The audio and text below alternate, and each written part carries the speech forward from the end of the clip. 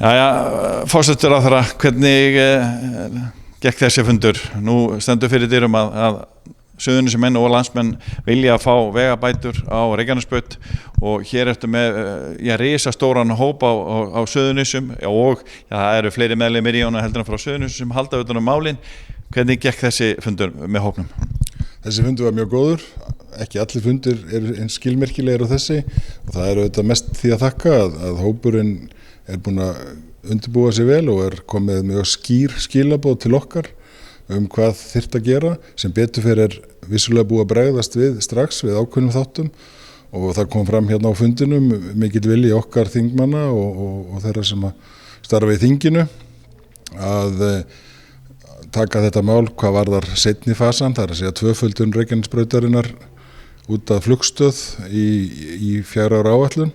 Það á góðri leið og ég vona að það gangi eftir. Innanríkisráðherra var hér á fundi og hefur lýst því yfir að hún sé að vinna að slíku. Þannig að ég held að það sé góða málum.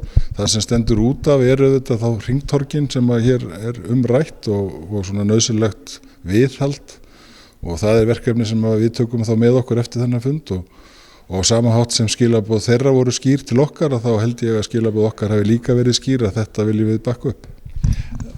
Getur þú verið aðeins skýrari við mig og sagt bara hvenær? Nei, við getum það auðvitað ekki, við þurfum aðeins að leggjast yfir það, við þekkjum það að þegar að farið í framkvæmdir þá þarf alltaf einhvern hönnunartíma og etc. Við þurfum að finna fjármagnið og taka ákvörðunina og því fyrr sem við gerum það, því líklegra að þetta verði komið sem fyrst. Hefur þessi þrýstingur haft einhver áhrif? Þrýstingur hefur alltaf áhrif, það kom auðvitað fram hérna á fundunum og það kom líka fram hjá þessum hóp að hann leggur ekki áherslu á að hann verið tekið fremst í röðina, heldur þurfi Vegagerðin að forgangsraða það sem að mikilvægið mest. Það hlýtur að koma til álita að þessi staður sé einn af þeim stöðum á vegakerfinu sem að undir mestu álagi með mesta umferð og eðlilega það sem allir ferðamenn landsins eða flestir koma þessa leiðina. Þannig að ég hef mikla trú á því að við getum gengið nokkuð hratt til verks. Og þú hlýtur að vera ánægð með það, Ragnheiður Elín, sem keyrir brautina og ert upp á þessum veg nánast daglega? Og stundum oft á dag.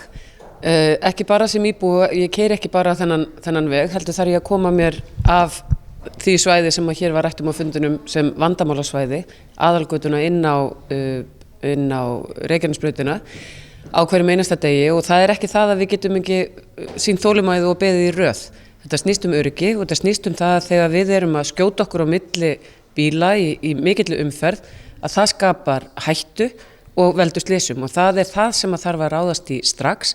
Forsætisráðherra nefndi hér að þetta væri í 2 fösum og hópurinn á sinn málefnalega og uppbyggilega hátt og ég vil nota þetta tækifæri enn einu sinni og hrósa þeim fyrir þeirra framgöngu, hefur sett þetta mál þannig fram að það lausnamiðað og nú þegar erum við komin eins og hér var rakið með þetta þannig að það komið farvegur í það að setja þetta á samgönguáætlun, koma þessu verkefni í röðina, sjá fyrir endan á því, það gríðarlega mikilvægt. En þá þarf líka að ráða bóta þeim svona bráðaaðgerðum sem að felast í að setja hringtorgin á þessa 2 hættulegu staði og gera það þannig að það sé ekki bráðabirgðalaust sem að verði hér í áratugi, heldur bráðabirgðalaust sem að nýtist í framtíðarlausninni. Og þetta þá næsta verkefni og það brýnasta sem við þurfum að gera og koma í framkvæmd. Hér var mikill einhugur allra þingmanna hvar í flokki sem þeir eru og í svona málum, hvar í kjördæminu sem þá hefur þessi hópur á þessu kjörtímabili og allir sem ég hef átt þátt í verið einbeittur og samstilltur þegar heimamenn með þessum hætti sem að hér hefur verið gert koma samstilltir með kröfur sem eru málefnalegar og vel framsettar. Þetta þannig og ég veit að við munum öll taka það alvarlega og koma þessu áfram í þinginu. Það virðist vera samstaða meðal þingmanna og allir nokkuð sammála að þetta þurfi að gerast. Þið ekki alltaf að tala að það sé til nóga aurum í ríkisstjórninni?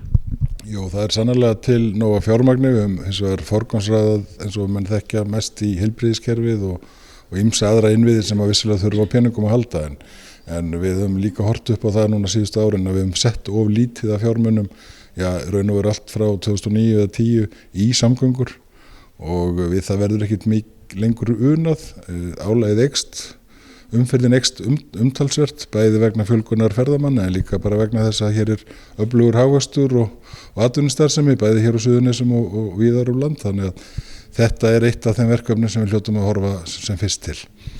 Þetta líka samtengt. Forgangsröðun í heilbrigðismálum geta verið bættar samgöngu, betri samgöngur vegna þess að umferðarslys kosta fjármuni og þar eru við öll sammála og við þurfum að spara í þeim fjármunum. Þannig að með aukinni innviðauppbyggingu þá bætum við öryggi og spörum þá fjármagn annars staðar í leiðinni. Og það ég held að sé mikil samstæða um það og fjármálaráðherra hefur nú og formaður míns flokks hefur nú beinlínis sagt það að þessi verkefni eru næst á dagskrá. Það innviðauppbygging og heilbrigðisþjónustan, þannig að nú þurfum við að setjast yfir forgangslistan og koma þessum verkefnum í framkvæmd. Svona lokum, það eru gríðar mikli peningar sem að verða til á Suðurnesjum og í landinu út af ferðaþjónustunni. Þess vegna þetta svolítið erfitt fyrir marga að skilja akkur ekki hægt að bara græja nokkra milljarða. Þetta kostar ekki svo rosalega mikið, akkur ekki hægt að bara kvissbænga svo í slettinu og segja bara við græjum þetta 1, 2 og 3. Það eins og við komum aðeins inn á, það tekur alltaf tíma að undirbúa framkvæmdir ef þær hafa ekki verið undirbúnar áður af vegagerðinni. Þeir nú reyndar í mörgum tilvikum búnir að undirbúa sig, við vita nú nokk hvar erfiðustu hjallarnir eru í kerfinu. Það rétt að það til nóga peningum, við erum búin að undirbúa það á þessum 3 árum rúmlega í ríkisstjórninni og það hins vegar vandasamt að forgangsraða á þess að valda þenslu en á sama tíma þá þurfum við að horfa til þess sem við höfum rætt að öryggismál og það að koma í veg fyrir að fólk týni lífi eða slasist alvarlega umferðinni, það hlýtur að vera forgangsmál hjá okkur. Þannig að má ég fá eina dagsetningu á þér, hvenær sérðu fyrir þér að tvöföldin verði klár, bara svona út í lofti? Ef þetta fer inn á 4 ára áætlunina þá það 2018, ef ekki að vona að þetta verði svona áður en að næsti tugur kemur á.